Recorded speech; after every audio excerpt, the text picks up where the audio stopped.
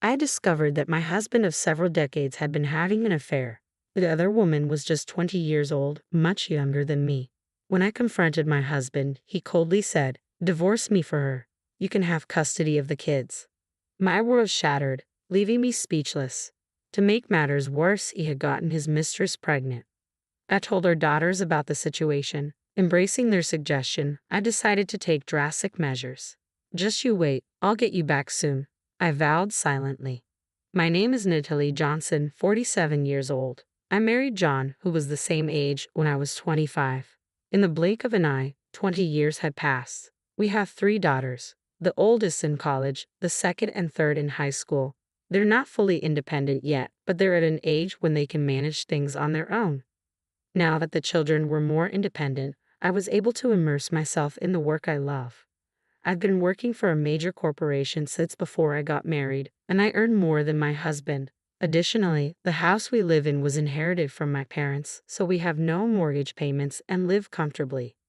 With the kids growing up, we had more time as a couple. One night, while we were sharing a beer, my husband grinned and said, "Hey, Natalie, the kids don't need us as much anymore. How about we take a trip? Just the 2 of us, like old times." "Oh, really? When was the last time we went on a trip together? You're always helping out around here, and we both work hard, don't we? A little indulgence won't hurt." "Haha, that's true. The girls are old enough to handle things on their own. Should we leave the housework to them?" "Yeah, that's a great idea. I'll need to arrange some time off work. Where would you like to go?" "It might be nice to relax at a hot spring resort." "A hot spring resort sounds great." He began planning the trip with a delighted expression, and I couldn't help but smile at his boyish enthusiasm. Whenever I had a free moment during work or my commute, I found myself checking out travel websites. We gradually narrowed down our destination, and I'd already filled in our daughters about our plans. I was thrilled that he suggested the trip. Fast forward 1 month after our vacation discussions. I was waiting for my husband to get home so we could finalize our travel schedule. Usually, he's home by the time I return from work, but that day was different. When I got home, he was nowhere to be found, and our daughters couldn't provide any clues. His late returns were always preceded by a call, so his absence made me uneasy. If he didn't come by the next day, I decided I would call him. As I was considering my options, he finally arrived home just after 11 p.m. "Welcome home. I was worried since you were late," I said, rushing over to him, but his face was somber. "What happened? Is everything okay at work?" I asked, concern growing. He opened his mouth slowly. "Natalie, we need to talk." "Talk? About what? You look so serious." "I have been having an affair." "What?" I said, "I've been cheating on you with another woman." I was too shocked to speak properly. "Cheating? My husband?" In my confusion, I managed to stammer out a response. "What are you saying? An affair? You wouldn't." "But I have. It's been going on for a year." "A year? That's a joke, right? You showed no signs." "I tried my best to keep it from you. Meeting her after work when you were working late, telling you I was working on weekends when I went out." "No, that's a lie. You wouldn't." My husband grabbed both my shoulders, looking straight into my eyes. "I'm really sorry, but there's no turning back now." "What do you mean, no turning back? Stop kidding around. We've been together for 20 years, haven't we? Anyway, that's the situation. I want a divorce for her." "A divorce for her? What the heck is going on? We were just talking about going on a trip together, weren't we?" "I'm really sorry." I couldn't comprehend what he was saying. Has my husband been replaced by someone else? Tearfully, I confronted him and he began to explain the situation. According to his story, the woman he was cheating with was a junior at the same company, barely 20 years old and a temporary employee. She had started working there about a year ago, and he became her mentor. Their professional relationship evolved into after-work tutoring sessions and coffee breaks together. Eventually, they started going out for dinners and a romantic relationship developed. "She's so innocent, cute, and she depends on me." "You must be joking, and she's 27 years younger." He spoke of her charm, leaving me feeling inadequate. Then he dropped a bombshell. "Remember I mentioned wanting a divorce for her sake? Truth is, she's pregnant." "What? Pregnant?" "Yeah, so I think I should take responsibility and marry her. Thankfully, our girls are becoming more independent." "Hold on a minute. That doesn't matter, right? Those girls are our daughters, you know." Don't worry, I'll give you custody. What? As we're having this crucial conversation, my husband's eyes gleam with a calm smile. Does he really think that offering custody will make everything okay? I felt like he was mocking me, and the sadness I'd been feeling began to morph into anger. Before I knew it, I was shouting louder than I ever had before. Don't be ridiculous. This is too much. There's no point in saying that, right? The life that's about to be born means everything to me now. Then why did you suggest we go on a trip as a couple? I was really looking forward to that. I didn't know she was pregnant at the time. So if she hadn't gotten pregnant, you would have continued cheating on me in secret. Is that it? Well, anyway, I'm bringing her over tomorrow. Let's discuss everything then. He quickly changed the subject, handing me already filled out divorce papers before rushing to the bathroom. What on earth is happening? He drops the bombshell of an affair out of nowhere, then mentions she's pregnant. How much more can he humiliate me?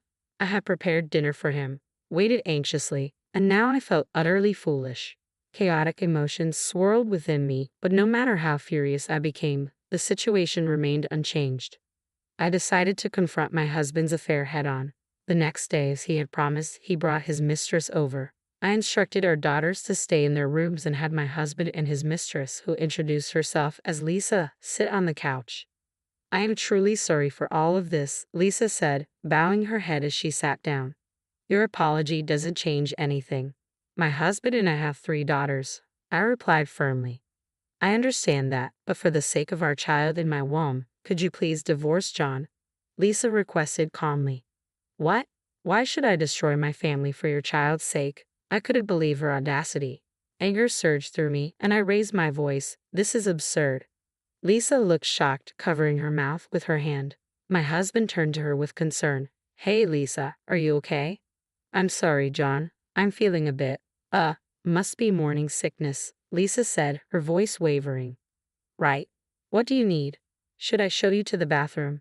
John asked, concern in his voice. Thank you. Could you show me the way? Of course, come this way, John replied, displaying a level of gentlemanliness I hadn't seen in him before. He helped Lisa to the bathroom, looking uncertain. When she returned, John said gently, Lisa, take it easy, okay? Our precious little baby is inside you. Yeah, sorry. Natalie's outburst caught me off guard, Lisa responded. I'm sorry too. If she had agreed to divorce right away, we wouldn't be in this mess. No, it's okay. This is a challenge we have to face together, Lisa said with a smile, and they held hands, creating a scene reminiscent of a movie. In that moment, my feelings toward my husband hardened abruptly. If only you had agreed to an honest divorce. What? You think this is my fault? You're the one who cheated on me in the first place. If that's how it is, I'll agree to the divorce or whatever, I said, deciding to end the futile discussion. Shortly after, I escorted my husband and his unfaithful partner out of the house and locked the door behind them. My daughters emerged from their rooms, clearly having overheard our conversation. Mom, is what we heard true?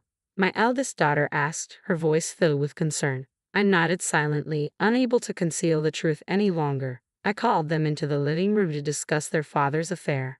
So we're getting a divorce. I want each of you to decide who you want to live with from now on. In unison, my daughters responded, well, obviously we're staying with Mom, right? But it's not fair if Dad doesn't face any consequences. Exactly. Let's teach him and his new friend a lesson. Immediately, my daughters proposed a plan. They're quite clever. Their suggestion surprised me, but I agreed and decided to play along. A few days later, I called my husband and told him I needed to discuss alimony. When he came over, I got straight to the point. I'll be seeking a fair alimony arrangement after the divorce. As for custody, you can have it. As I spoke, my husband rolled his eyes. Huh? Then our daughters appeared. His expression shifted to one of dismay as he saw them. Hey, wouldn't you rather stay with your mom? He asked tentatively. Huh? Why? We're obviously staying with you, Dad, they replied in unison. Who we choose is our business, and Dad has a more stable income, right? Wait, Natalie. I mean, your mom earns more in this household, their father interjected desperately. It's fine, Dad. As long as we get our usual allowance, we're good, right? As long as us 3 stick together, the daughters reassured him, brushing off his attempts to persuade them. Exactly. Actually, Dad, you should feel honored we're choosing you. Well, He seemed bewildered. But he had no choice but to accept his children's decision. He had always been a soft touch when it came to his daughters. My husband reluctantly agreed to take custody of the children. Since he was the reason for the divorce, I wouldn't be paying any child support. We settled on divorce proceedings that focus on receiving alimony from him and his mistress. The next day, we filed our divorce papers at City Hall. The alimony amounted to $30,000 from my husband and $15,000 from his mistress, paid in full at once. Our daughters stayed with me on weekends and lived with their father and his mistress during the week in a small apartment where she had previously resided. It was cramped living for 5 people, but that discomfort was part of the plan. Just wait and see. I was determined to ensure they regretted betraying me and our daughters. 2 months later, just when I thought the time might be right, my ex-husband and Lisa barged into my house. What's wrong with them? Dealing with those spoiled brats is impossible. I lost my temper as they stood there, faces red and breathing heavily, complaining in unison. I responded calmly, "Please don't be rude. All 3 of them are my pride and joy. They're good kids." "Don't give me that. What makes them good kids? All they do is complain about wanting expensive meals or not getting enough allowance every single day." "Exactly. And why are we responsible for their tuition and textbooks? No one told us about that." "Well, isn't that expected? After all, you 2 were their parents." "Our home is too small. A family of 5 in a 1-bedroom apartment is unheard of." "Yes, that apartment was originally rented for just me. The neighbors on both sides keep complaining, and even the landlord is insisting that we move out." "Well, that's your own doing. And if the girls want Dad to have custody, there's nothing you can do about it." Both of them fell silent, their expressions bitter. After a long pause, John lowered his head and spoke softly. "Please take them." "Ha! What did you say?" "I said take them. We're expecting a baby. If we keep giving in to the girls' demands, we won't be able to properly raise our child." "Ha! Raising them is also part of being a parent, you know. Stop complaining. When did you become so heartless? You don't understand how others feel. You're the worst." His face flushed with anger as he shouted. I sighed heavily and responded sharply. "Don't understand others' feelings. You're calling me the worst? Are you talking about yourself? Who cheated, had a child with another woman, and asked me to divorce you for her? Who betrayed me first and did the worst thing? Do you remember that? That's all in the past. Don't bring it up again," he retorted, seemingly unaware of his own selfishness. Now, he was blaming me along with his mistress. I didn't hold back. "Enough is enough. It's in the past. Don't try to neatly close the book on your own. Do you have any idea how the girls and I felt? We were devastated when you betrayed us.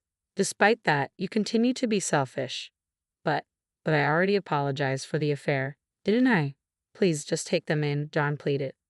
"Fine, I will. I pity the girls for having to stay with someone like you. But in exchange, you must pay child support. Understood? You have a responsibility as their father till they grow up and become independent adults." "But on my salary alone, I can't possibly." "Enough. Don't play the victim now. You should have thought about that before you got your mistress pregnant. Now leave and never show your face to me again." His face went pale and he slumped where he stood. After hanging his head for a moment, he whispered to Lisa, "Let's go home." At that moment, Lisa, who had been silent until then, slapped his cheek hard. "Don't mess with me. I ended up in debt even after paying alimony, and now you're talking about child support. This is ridiculous." "What are you saying? What's going on, Lisa?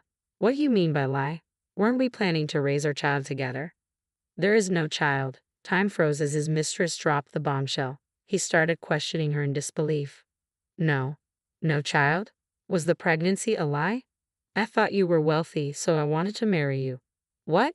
What are you saying, Lisa? Is that true? The house you boasted about belonged to your wife all along, didn't it? I can't get a house, I'm paying alimony, and now I'm forced to take care of those stupid girls. I've had enough. There's nothing good about being married to you. Divorce me immediately." I can't believe this." My ex-husband clung to Lisa, tears in his eyes. "Get out of my way. Move. I'm leaving." She pushed him aside and stormed out of the house. My ex-husband, abandoned by his mistress, immediately fell to his knees and begged me, "Please forgive me. Give me another chance." No matter how many times he begged, I firmly turned him away. I promptly drove him out of the house and called our daughters back.